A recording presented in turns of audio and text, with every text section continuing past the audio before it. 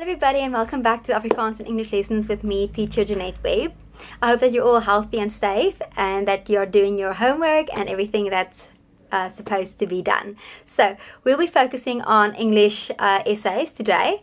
I marked all of your tests and I saw that some of you are struggling a bit with putting your thoughts into action.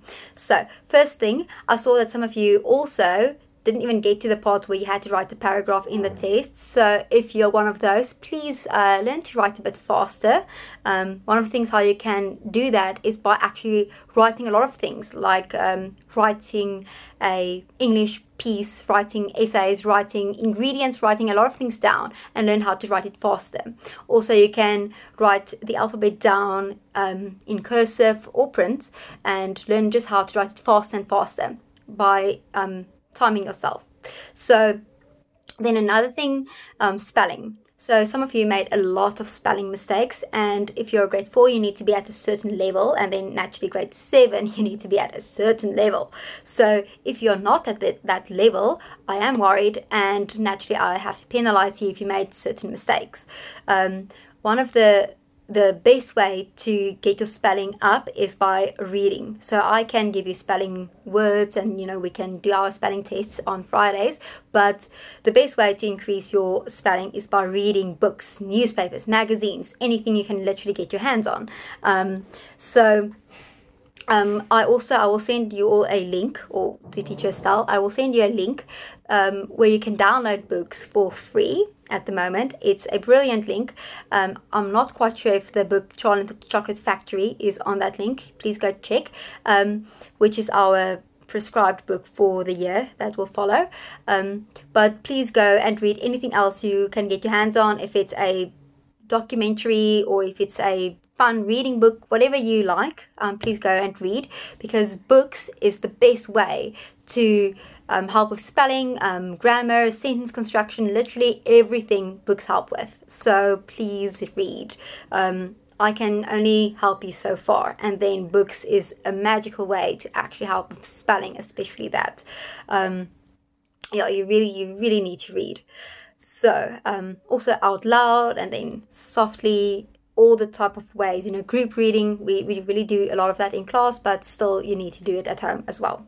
Okay, that's one of your homework tasks. Okay, now looking at essays, descriptively and creatively, one of the main things you need to do when writing and thinking about writing is focusing on your senses. So when focusing on your senses, think of how does it look, how does it taste, how does it feel, what do you see, your sentence need to activate. Okay, and then the other thing also is try to use as many adjectives and adverbs as you can.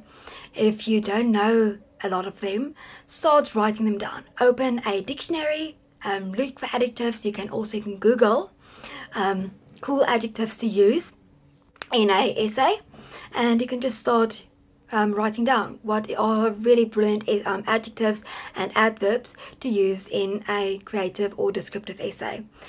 If I'm only realizing it now, but if you don't know the difference between a creative and a descriptive essay, we have done this before, but a creative essay is a piece where you write a story, and a descriptive essay is like when I tell you, please describe this pencil, and then a pencil is not really a very good example, but let's say I'm telling you, please describe your dog, and then you go and you tell me, how does he look, how does he feel, how does he smell, every little thing you can about your dog. You tell me his name, so everything. I will actually read to you a example of a descriptive essay. So because you have to do one creative and one descriptive essay now during this lockdown period, I gave you all the tools, I gave you all the examples, the titles of your descriptive and your creative essay. I sent you everything for Teacher Estelle, which she had to send to you. So enjoy, and and I will read to you now one which my lovely sister wrote to you. It's one of the topics actually in the descriptive essays. It's the title of The 3 Worst Chores I Have to Do at Home. And I will read you hers, which she wrote to which she wrote as an example. Now, please remember she's 15, so she's a bit older than all of you, but she wrote it beautifully. She is truly a brilliant writer, and yeah, I'm very happy that she wrote this so that you can also hear. So please focus on your listening skills for this video, and I hope you enjoy it, and I hope that after this video you will be able to write a descriptive piece a bit better than maybe before. Writing descriptively, you need to be able to use adjectives and adverbs like crazy. So maybe you read or saw this beautiful word and you have always thought, but where am I going to use this?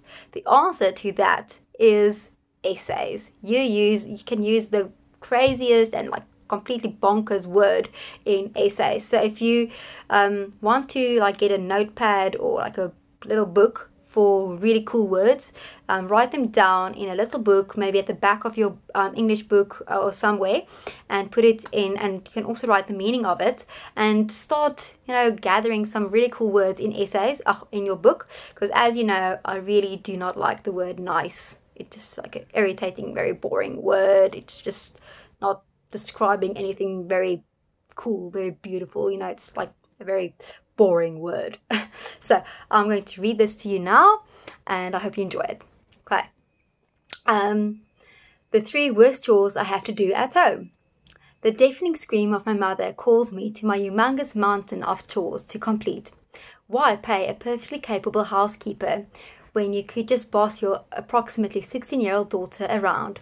An overbearing shiver runs down my spine the second my finger touches the dishwater. Red overtakes my hand's skin color quicker than a fire burning through a forest, while my body desperately tries to adapt to the burning temperature of the water. As I slowly settle with the ruthless water temperature, I am greeted by another foreigner. A mushy piece of unknown solid touches my palm, and I quickly remove my hand. This is exactly why I hate washing the dishes. The aroma of freshly cut grass instantly fills my nostrils the second I step into the garden. Slowly inhaling and exhaling the warm summer air, calmness washes over me. Slowly starting to occupy myself with gardening until I step forward and my shoe presses down onto a browny sloppy sauce. Dog poop. Instantly a nauseating smell accompanies me. My whole body is completely and utterly shocked. The day I do gardening, the dog magically decides to do its business here. An obnoxiously high scream leaves my whole mouth, while my mind tries to decide between being livid and overwhelmingly disappointed in what has become to be my life. Piles of clothing wait for me with a mocking smile as I enter the washing room. An overbearing desire to kick the living death out of any object crawls up my spine. My brain and body acts like strangers to another, and before I can even blink, the washing bin is kicked and I am throwing clothes in the air.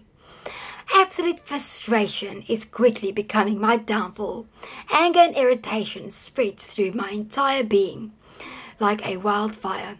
I hate doing chores, but I would rather be in a lion enclosure that I hadn't eaten in weeks than be home when my dearest mother arrives to see the madhouse I have created of our washing room.